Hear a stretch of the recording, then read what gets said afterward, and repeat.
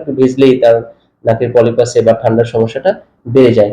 তাদের জন্য মেডিসিন কিন্তু ল্যামনামাইনন নামে হোমিওপ্যাথিক মেডিসিন রয়েছে, খুবই চমৎকার কাজ করে থাকে। এছাড়া একটা মেডিসিন রয়েছে টিউক্রিয়াম, হোমিওপ্যাথিক মেডিসিন, খুবই চমৎকার কাজ করে যাদের ঠান্ডাজনিত এবং নাকের পলিপাসের সমস্যা। আর এই কারণে যাদের নাক সবসময় বন্ধ হয়ে থাকে, কোনো গন্ধ পায় না, এই লক্ষণটা সবচেয়ে মনে রাখবেন যে যাদের নাকে বন্ধ হয়ে থাকে এবং কোনো গন্ধ পায় না এবং এই কারণে তাদের শ্বাস নাক দিয়ে নিঃশ্বাস নিতে কষ্ট হয়, নাক বন্ধ হয়ে যায় একেবারে, তাদের জন্য উৎকৃষ্ট একটা ওষুধ হচ্ছে এই টিউক্রিয়াম।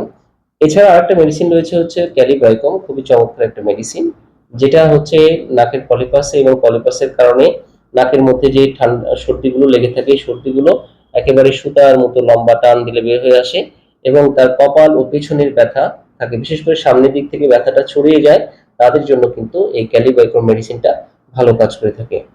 আর একটা উৎকৃষ্ট মেডিসিন রয়েছে যাদের ঠান্ডাজনিত সমস্যা রয়েছে, বিশেষ করে নাকের পলিপাস, তাদের জন্য আরেকটা উত্তম মেডিসিন হচ্ছে ক্যালকেরিয়া কার্বনাকা। ক্যালকেরিয়া কার্ব যেটাকে সংক্ষিপ্তে বলা হয়, খুবই চমৎকার একটা মেডিসিন, বিশেষ করে